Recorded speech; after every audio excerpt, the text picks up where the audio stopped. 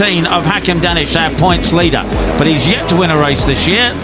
He's frustrated. Say Pratama, they do not want a big pack, because all that means is come the end of the race it could be. Today, as we see Morelli now moved up into third. Yeah. I mean, Morelli's a guy by that. More frustrated is Brian Uriarte, who's won 2 races and twice been knocked off. Leading over the line on the towards the final lap, and then finish up maybe 8th or 9th or something. You always think could win any weekend, but it just doesn't come together for him. Maybe this is once by Hakim Danish. Yeah, and he wants to be running away with it by this point in the championship, didn't he? You know, they need every point that they can get. But the person who is in his best interest to bring the group all together, Hakim. It's his day. Morelli's becoming a bit of an enigma, isn't he? On his day, he is quicker than absolutely everybody, and looks at what he did last year. I could go one better than that. He wants to be a junior GP champ and Reb Danish. Yeah, and he at the moment is back in 8th place, but closing in. This field by a little bit of a margin, to be honest. Well, that's right. We saw that at Aston last year. Exactly. But, you know, one rookies champ in the same year, like the riders all before him, is Pugliese. Now picks his pocket into... And that group runs all the way down to what? Sort of 16th, oh no, down to 20th position. Weekend doesn't make a championship, does it? No, but what is, there's no doubt in his talent, but he's got to keep that to the final turn. That is an impressive move, because that is so fast into there, isn't it? Goodness me, absolutely brilliant. There we go, the first of the track limits warnings. Consistency, can he do it today, Mr. No Plan B? Right, down the waterfall again, it is Brian Uriarte. Yeah, that's right, I say they don't brake, they flick it in there, scrubbing off the speed, then on the brakes. Coming in for Guillaume Plonk already. You don't want that track limits warning already at this stage in the game, do you? That leads, Carpushin in 2nd base, Marco Morelli in 3rd, is it Gonzalez? As they go into the left-hander, and absolutely sensational.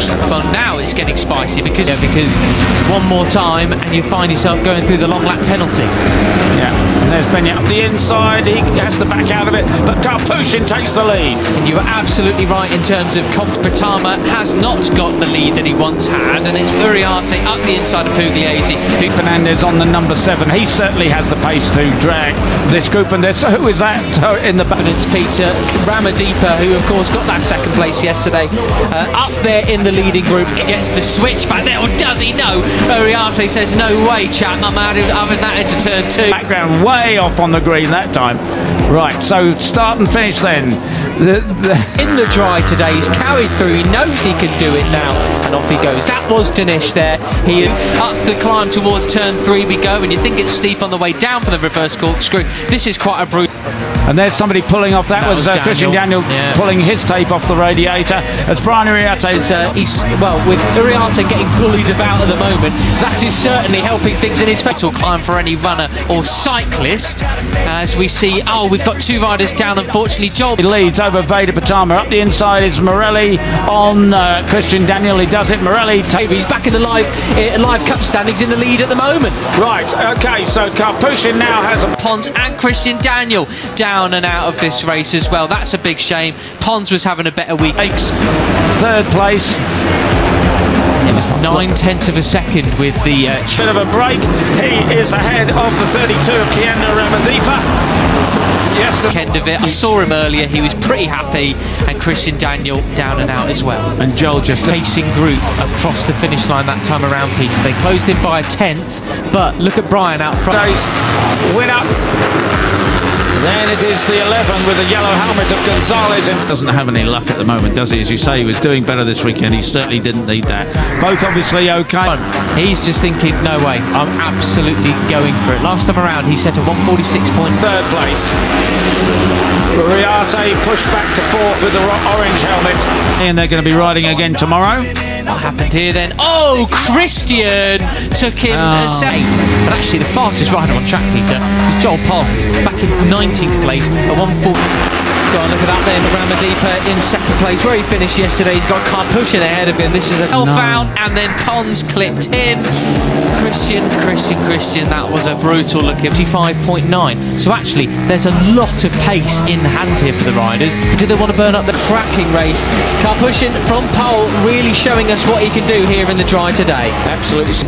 Glad to see him up and walking for Well, thank goodness for the tech air suit from Alpine Stars, which obviously... The tyres too quickly or not? Well, Joel Pons, you know, he's had a lousy season and a half in Rookies Cup so far, but he... Superb stuff, isn't it? And Marco has gone back to 7th place. Bennett Fernandez fired up as he was in the air and will have saved a very, very nasty collision with the time. Was 6th in FP2, made a complete mess of qualifying, didn't get a tow, but certainly he has pace rest. Was up to 5th, but look at that, 3 abreast and up the inside. Just talking about it was back on the way down. There is a number 11 of David Gonzalez, the Spaniard. He's the 4th around here if his FP pace is anything to go by. So it would be great. Bennett Fernandez, but of course there really isn't an overtaking opportunity into the left-hander.